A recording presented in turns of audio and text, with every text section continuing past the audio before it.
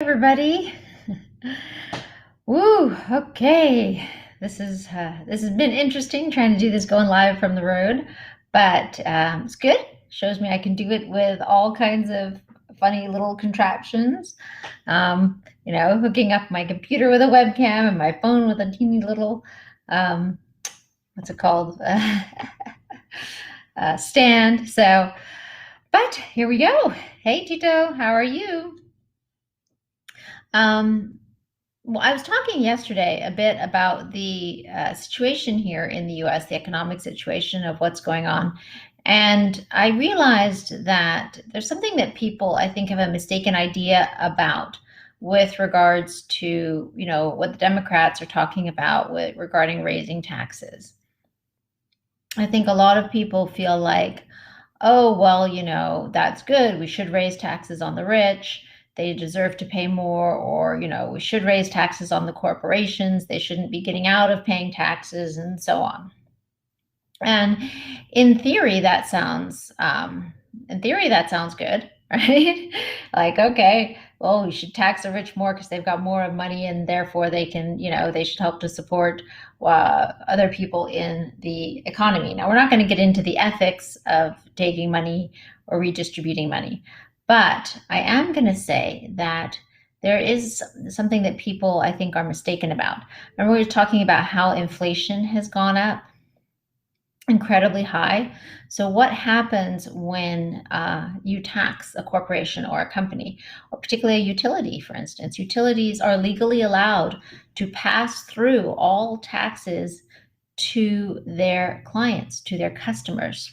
So, what's going to happen is that the government maybe can get more money, but that's it's going to raise taxes on everybody. It's going to raise taxes on the poor, and it's just not going to be the actual tax. Although the actual tax will go up, what will happen is the actual cost of living will go up, because all of those companies and corporations, they are going to pass through the taxes in the prices of the goods, and that's going to be taxing the people who can least afford it. In fact, raising the cost of living even on the people who wouldn't necessarily be caught up in the higher tax rates because they make too little money to even have to pay taxes. Even they will end up paying for this because the cost of their goods will go up, because the corporations and the companies will pass through the cost of that higher tax to their clients and to their customers. They're not going to let themselves have a lower profit margin. They're just going to charge more and pass that on. Hi, Mariana.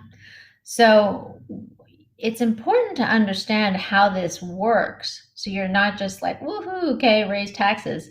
And the very wealthy, they have all kinds of strategies where they can afford to pay lawyers $50,000, $100,000 more to set up companies and structures where they don't have to pay taxes.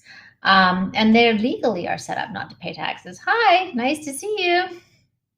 So when the Democrats are talking about raising taxes as a way to pay for all of this mass spending they've been doing, who is that burden really going to fall on?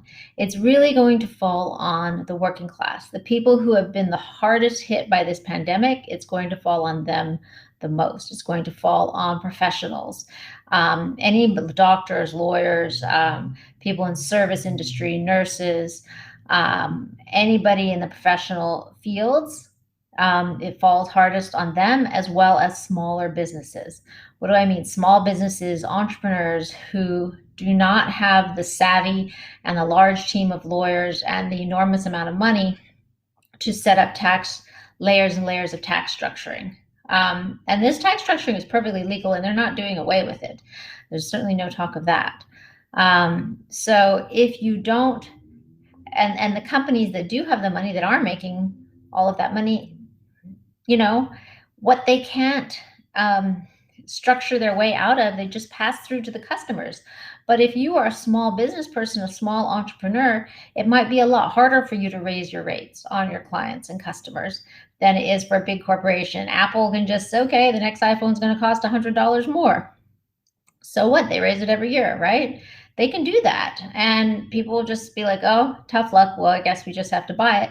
And they don't realize that they're paying for Apple's share of the taxes and it's just getting passed through. So that's why I say that this is not the solution. It's a solution to fund and pay all the paychecks of the people in government, right? It's a solution for that. But even all of the social programs are being cut. So we say, well, we need to pay taxes because it's going to pay for these social programs and social stuff. They're not paying for that. Those are getting cut. It's paying for the paychecks to run these governmental institutions.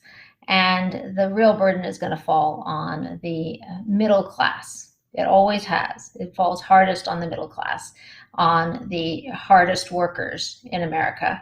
And, the people who, they've spent all that money, they've gone to school, they're maybe thousands of dollars in debt for their education, for their homes, right? These are the people that are keeping this whole economic system going, and that's who it falls hardest on. The very wealthy, they can do really nice tax structuring and get out of paying for it. And the big companies do too. And all they do is they pass through those taxes in the cost of their goods so that it's distributed among everyone else. So it's the people who are still paying the taxes, and oftentimes the people who can least afford it. They're just paying it through inflation and higher cost of goods and higher cost of living. So that is something to be aware of when they start talking about this stuff. That's what really goes on. And so you're not blinded by the rhetoric. Okay, well, I hope you guys have a great day, and I'll talk to you tomorrow. Bye.